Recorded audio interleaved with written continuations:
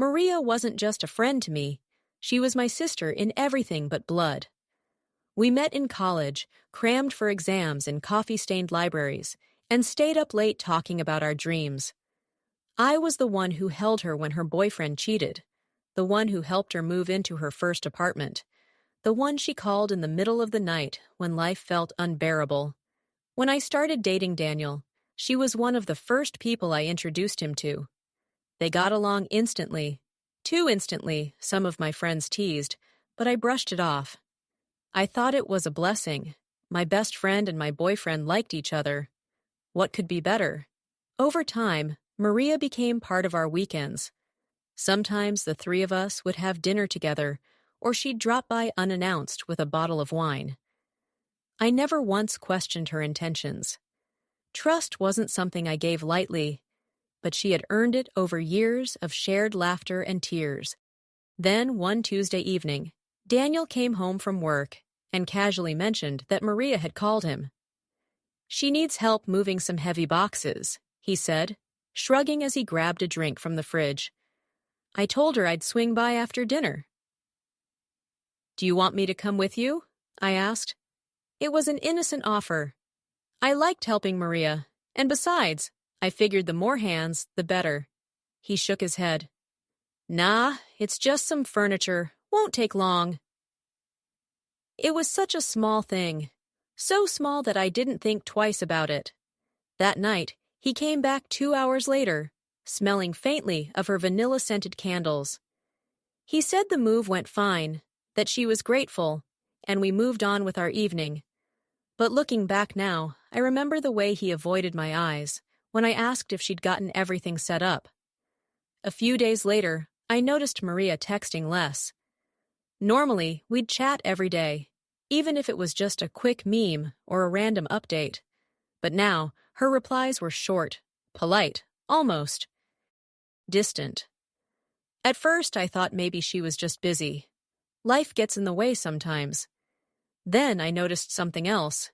Daniel's phone lighting up late at night, with her name on the screen. He'd glance at it, type something quickly, and put the phone face down. "Everything okay with Maria?" I asked one night, keeping my tone casual. "Yeah," he said quickly, too quickly. "She's just stressed. Work stuff." I told myself not to overthink it. These were two people I trusted. I wasn't going to be that jealous girlfriend who saw betrayal in every shadow. But sometimes betrayal doesn't come as a shadow. Sometimes it walks right into your life wearing a familiar face, and you don't see it until it's already smiling at you. It happened on a rainy Thursday night. Daniel was in the shower, and his phone buzzed on the nightstand. Normally, I wouldn't have even looked at it. I've always believed that trust means not snooping. But then it buzzed again. And again. 3 messages in a row, the screen lighting up in the dim room. I glanced at it, just to see who was blowing up his phone at 10:42 p.m. It was Maria. The first line of her most recent message was partially visible. "I can't stop thinking about last night." I froze. My stomach dropped so fast it was like someone had punched me. I knew it could be about anything. A TV show, a stupid joke. But the words were too intimate. And why last night? Daniel had told me he'd been working late at the office. The shower kept running, muffling my shallow breaths. I stared at the phone like it was a live grenade. My hand twitched toward it, but I stopped. Unlocking it felt like crossing a line I could never uncross. Instead, I stepped away and sat on the bed, my heart pounding so hard it hurt. A minute later, Daniel came out, towel around his waist, humming to himself like nothing was wrong. He glanced at the phone, saw the messages, and for the quickest second, his smile faltered. "Maria?" I asked, forcing my voice to sound casual. "Yeah," he said, grabbing the phone before I could read more. "She was just telling me about, something funny that happened at work." Something funny at work at 10:42 p.m. I wanted to believe him. I tried to believe him. But a crack had formed in the glass of my trust, and no matter how much I wanted to, I couldn't unsee it. Over the next few days, I became hyper-aware of their interactions. Daniel would step outside to take her calls. Maria still barely texted me, but her communication with him seemed constant. I noticed the way his phone was always on silent now, always face down. Then, the night that would shatter everything happened. I was in our kitchen making tea when my own phone buzzed. It was a message from an unknown number. I opened it and froze. It was a photo. Grainy, clearly taken at night, but unmistakable. Daniel, standing outside Maria's apartment, his hand on her cheek, her face tilted up toward his. Underneath, the text read, "Thought you should know what your boyfriend does when he's not with you." I felt the mug slip from my hands, shattering on the floor. That was the moment I knew. Just helping a friend had been a lie from the very beginning. I didn't sleep that night. I just sat on the couch, knees pulled to my chest, replaying that grainy photo over and over until my eyes burned. I had so many questions tearing through me like glass shards. Why was he there? Why did he lie? How long had this been going on? And most of all, how stupid had I been not to see it sooner? By the time the sun came up, I had a plan. I wasn't going to scream. I wasn't going to cry in front of him. I was going to stay calm, ask questions, and give him the chance to either come clean or dig his own grave. Daniel came home that morning like nothing was wrong. He was holding a paper bag from our favorite coffee shop. He set it down on the counter with a smile and said, "Thought I'd surprise you." I stared at him, wondering how he could stand there looking so normal when I knew the truth. "Where were you last night?" I asked. My voice was steady, but my hands trembled slightly. His eyes flickered, just for a second, and he said, "At the office. I told you." I pulled out my phone and opened the photo, holding it up to his face. "Then explain this." Silence. Daniel's jaw clenched. "Who sent you that?" "That's your first question?" I snapped. Not, "I can explain." Not, "That's not what it looks like." Just, "Who sent it?" He rubbed his temples and sighed. "It's not what you think. She's going through something. She was upset. I went over to check on her, and she got emotional. That's all." "Upset enough that you had to touch her face like that?" I said, my voice breaking despite my efforts. "It was a comfort thing," he said quickly, almost too quickly. "I shouldn't have gone, but I swear nothing happened." I wanted to believe him. God, I wanted to believe him. But the knot in my stomach told me he was lying. And then he said something that made my blood run cold. "You're overreacting, Emma. You always jump to the worst conclusion." I froze, because that was exactly what he'd said the last time I caught him in a small lie years ago, when I'd later learned that the small lie had been a cover for something much bigger. The conversation spiraled. He kept insisting I was imagining things, twisting my words, making me doubt myself. But deep down, I knew. The truth wasn't in his explanations. It was in the way he avoided looking me in the eye. By the time he left for work, I felt sick. Not just from the betrayal, but from the way he made me feel like I was the problem. That's when I decided, if he wouldn't tell me the truth, I'd get it myself. And the way I'd get it would leave no room for him to lie again. The moment the door shut behind him, I felt the air in the apartment shift. It was as if the walls themselves knew I was done playing the trusting, naive wife. I sat down at the kitchen table with my coffee, untouched, and opened my laptop. My hands hovered over the keyboard for a moment. I'd never been the type to snoop. I'd always believed that if you needed to spy, the relationship was already over. But now I needed to know exactly what I was dealing with. I started small. His social media, nothing obvious, no tagged photos or comments that screamed affair. But then I remembered the private Instagram account he'd once mentioned. Something he said was, just for close friends. It wasn't under his real name, but I'd seen him log in once. I typed in the username from memory. The account was private, but the profile picture was recent. And in the blurred background behind him, I saw her. The same woman from the photo my friend had sent me. My stomach tightened. I scrolled through the tiny circular highlights under his profile photo. Most were innocent: sunsets, gym selfies, coffee cups. But then there was one titled Late Nights. I tapped it. Clips of city lights from the passenger seat of a car. His hand on the steering wheel.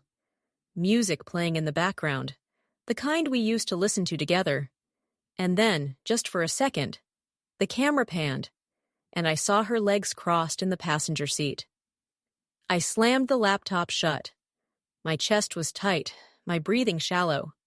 This wasn't enough for a confrontation. He'd just twisted again. I needed something solid, something undeniable. That's when the idea hit me. His old phone. Daniel had upgraded a few months ago, and I'd noticed he never bothered to wipe the old one completely. It was in the bottom drawer of the TV stand, buried under old chargers and random cables. I dug it out, my fingers trembling. When I turned it on, the battery was almost dead, but it lit up. No password, just swipe to unlock. Most of the apps were logged out, but his email was still there. And in the sent folder, there it was. Dozens of messages to her. Some casual, some clearly flirting, and then one that made me feel like the floor dropped out from under me. I can't stop thinking about last night. My hands shook so badly, I almost dropped the phone. Every word confirmed what my gut had been screaming. He wasn't just comforting a friend. I sat there in silence, the hum of the refrigerator, the only sound in the room. And in that silence, something inside me hardened. I wasn't going to cry. I wasn't going to beg. I was going to end this on my terms. The only thing I needed now was the perfect moment to do it. The rest of that day, I barely spoke to Daniel. Not because I was afraid I'd lash out, but because I didn't want him to see what I was planning in my head. He thought I was sulking. Fine. Let him think that. What I was actually doing was building the perfect scenario where he'd walk right into his own confession. I knew one thing about Daniel. When he felt cornered, he'd try to justify his actions. If I could make him feel safe enough to speak freely, I could get the truth out of him and have the evidence in his own words. The plan started with something small. That night over dinner, I casually brought up his friend. "So," I said, keeping my voice light, "I saw that girl's name pop up again on my Instagram suggestions. The one you said you were helping? How's she doing?" He barely looked up from his plate. "She's fine, just stressed, you know? Work stuff." I forced a smile. "You're such a good friend to her." His eyes flicked to mine for a fraction of a second. Suspicion? Guilt? I couldn't tell. But I knew I'd planted the seed. The second part of my plan came the next day. I told him I was meeting a friend for coffee, but instead, I went to the electronics store and bought a small voice recorder, the kind that could fit in the palm of my hand. When I got home, I tucked it under the couch cushion in the living room, the exact spot where he always sat when he called her. I'd heard his voice there before, low and almost tender. That evening, I made sure the house felt warm and inviting. His favorite dinner, a glass of wine ready when he walked in. He relaxed, just like I wanted him to. Halfway through the evening, he got up to take a call. I watched him drift toward the couch, phone in hand, not thinking twice. I went upstairs, pretending to fold laundry, but in reality, I was holding my phone and timing everything. 10 minutes later, I went back down. He was smiling faintly at his screen, tapping out a message. Later, when he went to bed, I slipped the recorder out from under the cushion and hid it in my nightstand. My hands were shaking, my heart pounding. I didn't know exactly what I'd captured yet, but I felt it in my bones. The truth was there, and tomorrow I was going to listen to it. I woke up before dawn, long before Daniel stirred beside me. My chest felt heavy, my stomach tight with anticipation and dread. The small recorder in my nightstand was like a loaded weapon, silent, but powerful enough to destroy everything. I slipped out of bed as quietly as I could, padding barefoot to the living room. The morning light barely touched the curtains, so I sat in the half-dark, the recorder clutched in my hands.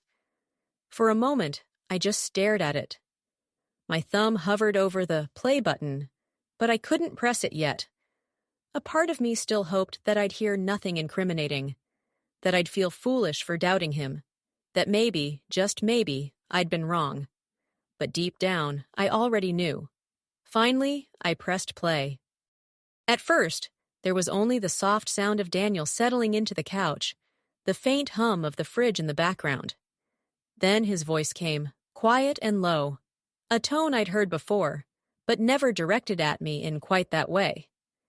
"Hey, yeah, I can talk now," he said. "No, she's upstairs. Don't worry." My skin prickled. He laughed softly at something she said, the sound unfamiliar and intimate. Not the laugh he used with friends or family. This was different. Then he spoke again, and each word made my chest tighten. "I wish I could be there tonight. I miss you too." I froze. My hand trembled so hard that the recorder almost slipped from my grip. Then came the final blow. His voice, almost a whisper, thick with something I couldn't mistake. "I'll find a way to see you soon, I promise. And I love you." The silence that followed was deafening. I stopped the recording and just sat there, staring at the device in my hand. Every part of me felt hollow, like my body was just an empty shell. This wasn't just helping a friend. This wasn't innocent. He wasn't just lying to me. He was living another life when I wasn't looking. Upstairs, I heard the creak of the bed as he rolled over, oblivious to the fact that his world was about to change. Because now I had proof, and I wasn't going to waste it. I didn't rush upstairs to wake him. I didn't scream. I didn't even cry. By the time the sun had fully risen, my head was clearer than it had been in weeks. I wasn't going to give him the satisfaction of seeing me broken. Instead, I made coffee. I moved quietly, methodically, letting the smell fill the kitchen. When he finally shuffled in, hair messy, eyes still heavy with sleep, I greeted him with a calm "morning," as if nothing was wrong. Inside, though, my mind was working like clockwork. I'd already decided. I wasn't going to accuse him outright. Not yet. He'd deny it, twist it, make me feel crazy. No. I wanted him to say it himself, to dig his own grave with his own words. "Busy day today?" I asked casually, sliding his mug across the counter. He smirked faintly. "Yeah, lots of work stuff. Might be home late." I nodded, hiding the flicker of rage behind a sip of coffee. My heart pounded so loudly, I was sure he could hear it, but my face stayed neutral. As soon as he left, I put the plan into motion. First, I called my friend Mia, the one who'd always been skeptical about Daniel, but never had proof. I told her I needed help, and she didn't hesitate. "Tell me what to do," she said. We set it up so that Mia would text me mid-afternoon, pretending she needed to urgently drop off something at the house. That would force me to run out suddenly, while Daniel thought I was gone for the evening. Then I'd come back quietly, and I'd have my phone ready to record everything. It was risky. If I mistimed it, I'd get nothing. But if it worked, I'd have undeniable in-the-moment proof. The rest of the day moved painfully slow. Every time my phone buzzed, I jumped, half expecting a message from her. The thought of him sitting somewhere, smiling at another woman, made my skin crawl. By the time Mia's text came in, "Heading over now, make your move," my hands were shaking. I grabbed my bag, made sure to slam the front door just loud enough for him to hear if he was home early, and drove around the block. 15 minutes later, I parked a few houses away and walked back, my heart hammering in my ears. From the driveway, I could already hear voices. Hers, soft, giggly. His, low, intimate. I pressed record on my phone, stepped to the door, and turned the knob slowly. What I saw inside froze me where I stood. The door creaked just enough for the sound to slice through their conversation. Her laughter stopped instantly. His voice, the one I had once fallen asleep to every night, dropped into a panicked silence. I stepped inside, the phone still recording in my hand. My pulse was deafening in my ears, but my feet moved forward like they belonged to someone else. They were in the living room. She was sitting on our couch, my couch, one leg tucked under her, her hair slightly messy, wearing his hoodie, the hoodie I had bought him for our anniversary last year. Daniel was leaning toward her, his hand still halfway to hers, frozen mid-gesture. His face went pale the moment he saw me. "Ooh, what are you doing here?" he stammered, as if I was the intruder in my own home. I smiled, a slow, deliberate smile that didn't reach my eyes. "Funny. I was about to ask you the same thing." Her eyes darted between us, wide and guilty, but she said nothing. I could see her calculating whether she should leave or stay. I didn't give her the choice. "Get out!" She looked to him for help, but he wouldn't even meet her gaze. That told me everything I needed to know. As she stood, I stepped aside just enough for her to pass. She brushed by me without a word, and the door closed behind her with a final, sharp click. Now it was just us. Daniel tried to start his usual routine. The explanations, the excuses. "It's not what it looked like, I swear. She's just—" I cut him off, holding up my phone. "Do you really want to finish that sentence? Because I have the whole thing recorded. Every word, every laugh, every look." His mouth snapped shut. For the first time in a long time, he looked scared. Not sorry, scared. "That's what I thought," I said, my voice steady in a way that surprised even me. I didn't cry. I didn't yell. I simply walked past him, into the bedroom, and started pulling clothes from the closet. My suitcase lay open on the bed, like it had been waiting for this moment.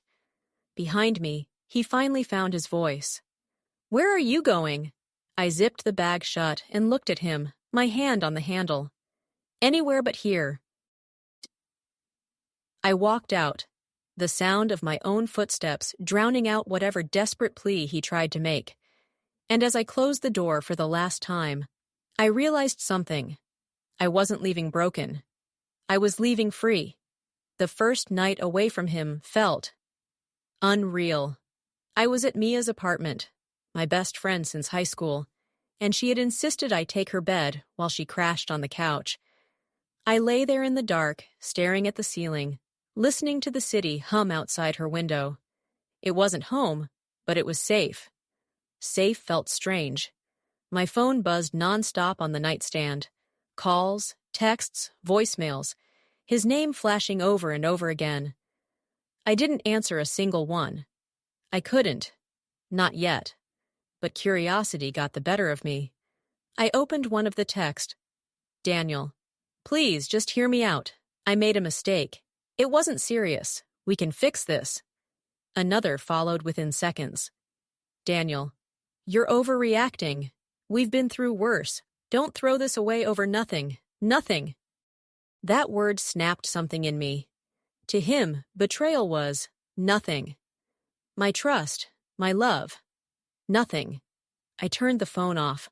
The next day, I woke up to the smell of coffee and the sound of Mia banging pans in the kitchen. She greeted me with a plate of scrambled eggs and a look that said she'd already decided whose side she was on. "Don't even think about going back," she said between bites. "I know that look on your face. It's the same one you had after your first breakup, when you were still telling yourself he might change." I laughed, but it was a humorless sound. "This isn't high school, Mia. It's worse." "Exactly," she replied. Which is why you have to treat it like it's over. No second chances. Her words hit harder than I expected. Later that afternoon, while she was at work, I sat with my laptop at her kitchen table. I opened my bank account. Then I checked our shared one. I knew every password, every linked card. If he wanted to play the game of pretending this wasn't serious, fine.